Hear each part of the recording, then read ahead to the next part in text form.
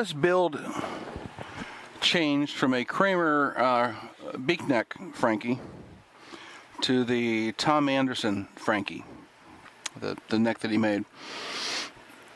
Partly the reason was because a fellow builder was donating a Tom Anderson shaped neck to me, and it was actually a Musicraft 5150 neck. But I said, I checked out the neck, it's perfectly straight, frets are barely even touched, very well made, nice, comfortable neck. I figured, why not use it? I reshaped the headstock to the Tom Anderson. Now this is straight off of the 5150 Musicraft neck, and I think it turned out pretty good. So first of all, you got to have that square end on it, which it does. And here's the headstock. Here's the change that I made. So I sanded with an orbital sander this sharp elbow right here, this sharp edge right here. So I probably started out about here and took it down. I'm just trying to match or convert this 5150 to a Tom Anderson. I also had to take some off the end here. The end probably came out to about here, and I put that longer, smoother round off transition that the Tom Anderson neck has. So that's all well and good, right? So I'm trying to make lemonade out of lemons here. So one of the problems is that Tom Anderson's neck does not have this. Does not have a skunk stripe. There's really no way of hiding that. I decided, why not do a Tom Anderson inspired neck? And since it was, now there's also, whoever had this neck put in one of those Allen wrench holders. So you had like 3 sets of holes, the center being a large one to hold the unit on. And I didn't want that to be seen on the back, so I figured I got to do something. It's too nice of a neck. It was donated. I want to use it. So the Tom Anderson neck does not have any paint on the back. In fact, it's masked off when he painted it right on that front edge right here. So this is bare exposed wood in the whole back, and it's just the surface of the headstock here that's actually done how he finished it. So I said, why not? I filled the holes here, did all that kind of stuff. That's all smooth. And I said, I got to cover it up somehow. So it's already a 5150 looking neck to begin with, except for this little odd corner. Why not go ahead and put the V back here? It'll cover all this up. It'll look like it makes sense to some degree. But, I'm still happy with it. So the person who had it wanted to darken it up and make it look really used. So I've removed most of that. And what's left, I think, is fine. It's actually going to add some wear and tear to it, but very slight. And there's even a few little bird's eye in here, which doesn't hurt. So, but I do have to go over these frets. This neck probably sat around for a while, and things banged against the frets. Not much, but there's a few marks, and I want to get that just kind of perfect. So it gives me a chance to do all that. And the heel down here turned out just right. It fits Franky like a glove. The Franky body, the Chris Lock one, which I'm pretty impressed with the changes that he's made, and I would encourage you to use it if you're looking for doing a Franky. But I'm happy with it, and it's going to be the Tom Anderson. What the heck, right? My build. And I'm not going to turn down a donated neck or send it back saying, this isn't what I wanted. It's not good enough. So Why not? Be flexible. It's a nice neck. And I'm going to darken up the back just a little bit here. Use that chemical that I use, that powder. But it's really pretty smooth. There's my ape hands again, you know. Give me your neck. So headed around over these little edges here. But I think it's a great place to start. It's it's very, very. I mean, even for my, even for my meat claws, it's a comfortable neck. And because it's Franky, and it was years old by the time this Anderson neck went on here, I can't use the Super Red 2. And if you look closely at the picture of that centerfold, the red on the headstock does not match the red on the body. He did try to replicate the transparency or the approximation of how transparent that red is to make it look like it was matched to that Franky body. So good for him that he did that, but the red was not the same. So I'm going with a different red, and it's going to be flame red. It's going to be, just a hair darker than what the other one is. And I think that's appropriate for the Tom Anderson. So that's it. I just wanted to point that out and point that change out and say why the change was happening. So I'm going to work on this headstock. I invite you to hang around. I'm still going to do just the surface, so I'm going to put tape here all the way around to mask off everything and just do the front. And the back will be more of that 5150 inspired look and feel. So there she be. And I'm not going to do the headstock until I'm satisfied with the aging of the neck and the true oil. Aging this, oxidizing it actually, with potassium permanganate. And you play a guitar or a neck for years, that's bare wood, your hand and the oils and the acids, they are oxidizing the wood, but at a very slow rate. So that's where we are. That's where we're going. And I don't know where you've been. And that's more than I need. So I'm going to end up putting some back. I try to cover that bottom just a bit. And kind of judge it from there. Now I'll go by the color once it's mixed. I go for that Prince's Purple Rain album cover purple. And I test it on a white paper towel. And I need more paper towels, speaking of. Here's my on, here's my off. You wipe on, you wipe off. And you do it till you're happy. And that's what I use once I get this mixed up. So let me get some water and we'll go from there. All right, hold on.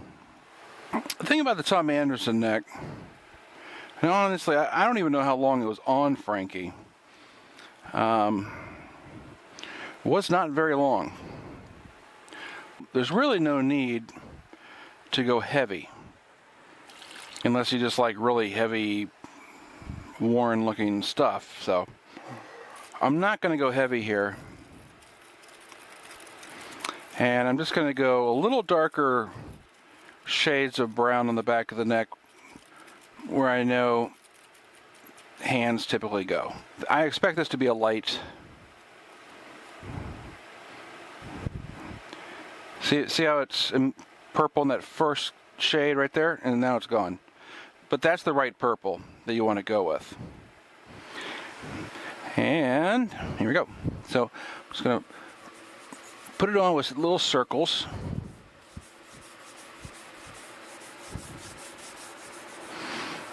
There, so I'm not going to go heavy. This is the first coat. This will give me some variances in shade. And that's what we want. And this is where I'm going to try to replicate where hands would typically go.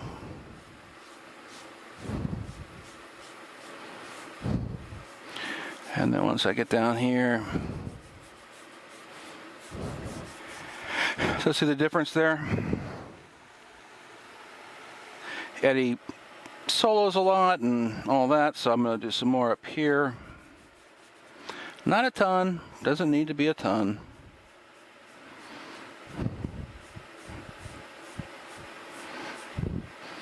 And then maybe up along this top part so that he can do all of his crazy tapping that he does. That crazy kid. And I'm going to circle it in.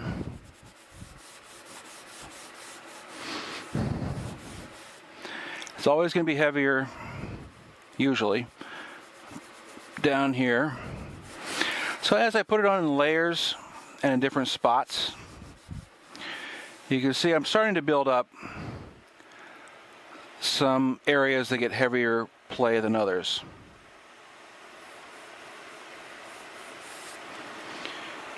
The water is making some of these little fibers stick up.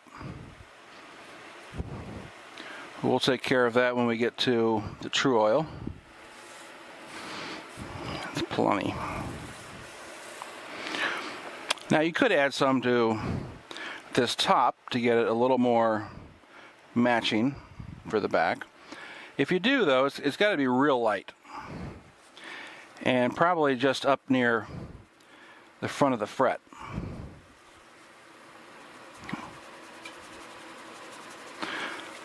Since that's where most of the play is anyway.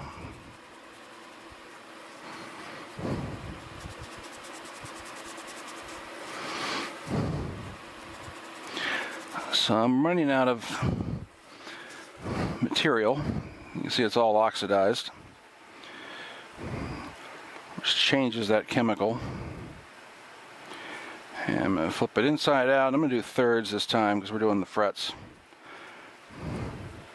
And there's some fresh material right there. I'm still going to squeeze out the excess because this is not going to be dark. Wipe it off your glove before you touch the neck, because one drop of this will leave a mark that does not look natural in the least. So let me just real quick run down here.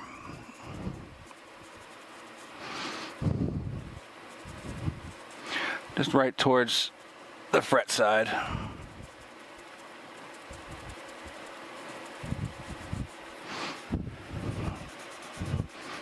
His 12 is always a little darker than everything else, for this end of the neck anyway. And then here I'm just going to gradate it down and just work on some of these ends where he solos more. Wipe off that excess.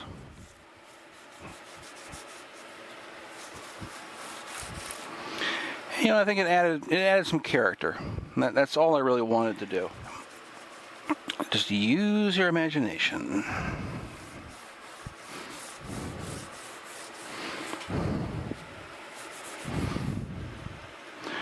And I do little splotches here and there.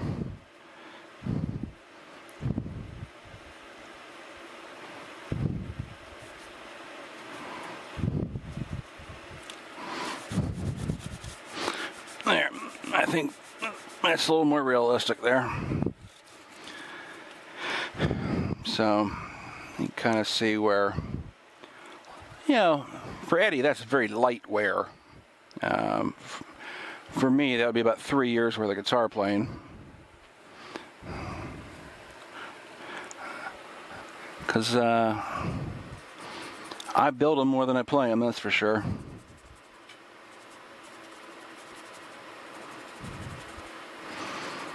Let me just add a little more character here. Now when I come back, I am going to do a little bit of true oil with a little bit of that graphite in it that I do. and just dirty up the heavy play area, which is really just down in here. You can add a little bit along this edge if you want, and we'll play around with it, but I'm not going to touch the fretboard. The darkness that was there before adds enough. I don't want to do any more than that. All right, back in a bit. With my 5150 inspired Tom Anderson neck, let's call it a 5150 Anderson. Okay, I'm going to add, I did my charcoal, or I'm sorry, graphite. How dare I say that?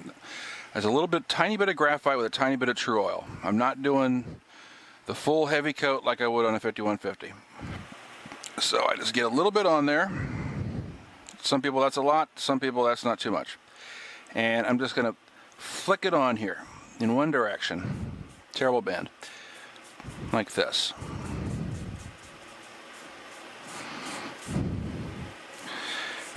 And what this does is it allows me to apply just the amount that I want as I rub it in a little bit there, right there. Pay a little extra attention to where a hand will rest during solos or whatever. I'm going to fold it over. I'm going to do this just one more time. Again, starting at the end here and going just down in one direction. All right, back is done. I don't want to do any more than that. That's plenty. See that little bit of gray, that little bit of dirt that accumulates, but the center is still fairly clean. The darker brown is underneath different parts. And I'm going to let this dry a bit. And then I'm going to hit it with another coat of just straight true oil. It will seal in any of the graphite that's here. And it'll give us more of a surface that we can polish with the Quad Zero steel wool, the 4-0. So I'm going to leave this tape on until I'm able to get another coat going. You don't have to wait long. In fact, I mean, I could do it right now and it wouldn't really even matter, because I put it on light and I pushed it into the wood. So let's do that. I'm going to rest this neck over there. And because I'm not mixing it, I'm going to do it straight out of the bottle, because that's the kind of guy I am. And let me just kind of soak it a little bit. I mean, that's enough for like typically 2 coatings on a guitar neck. So I am going to have to work it and kind of push it in a bit.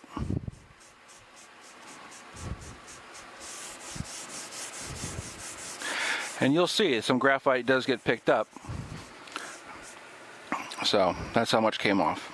That's the back. Let me flip over to a fresh, clean area. And I'm going to do a little bit on the frets here. I don't want to do too much. And I'm going to put a paper towel down right there. But I'm going to put it over here. And then I'm just going to start hitting these in the direction of the strings. And when this dries, which I'm going to let it sit overnight and dry, we're going to have a thinly covered neck.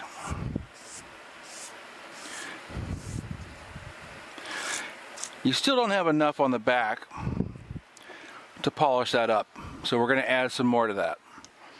But the fingerboard is done.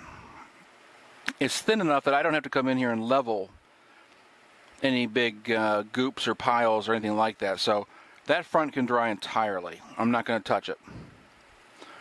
But the back, I am going to put another heavy coat on.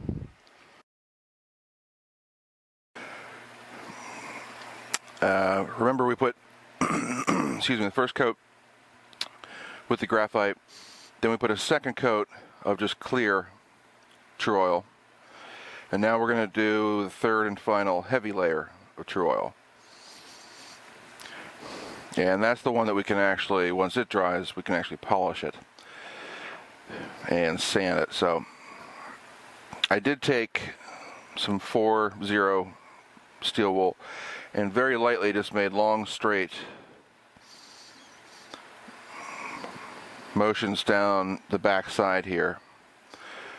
Nothing heavy, not enough to actually remove any, but I just did this.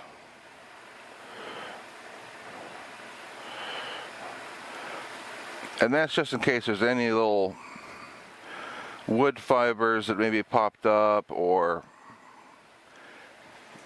maybe a little particle got into the true oil when it dried. But by just doing it light and consistent, we're just going to make sure that we're starting with a smooth base there. So after you do that, make sure you wipe it, because steel wool does break apart. I can already feel it getting smoother just from doing that. And this paper towel actually works. You can see no graphite came off there. The paper towel actually works as a sanding tool as well, or a polishing tool. So get your cloth really damp with it. Let that kind of soak in. Whoop, got a drop. Start in the center, so if you do have any runs, you can catch it.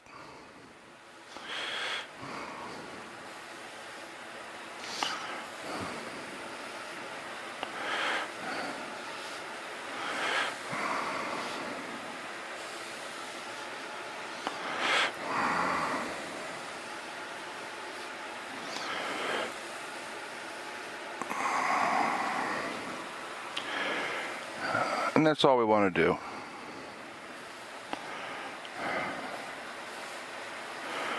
Right there is good. So we've got enough on there now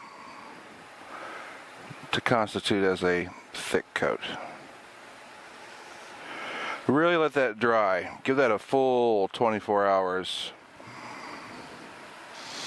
That's it. That's how it looks.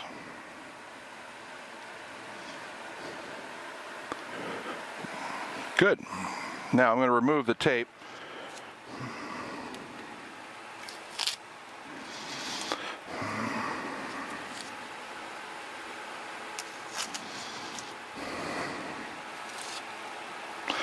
And there we go. So now let this dry and do that same long continuous motion with the steel wool until you get it to feel very smooth. You're still going to probably feel some wood grain to some degree. That's not a big deal. And in fact, I know I probably mentioned doing the frets before the headstock, but just to make sure that while I'm working on the headstock that I don't hit the frets with something, I think I'm going to do the headstock first and then spend time on the frets. So just in case I do tap it with something, I could remove it when I polish. So we're good.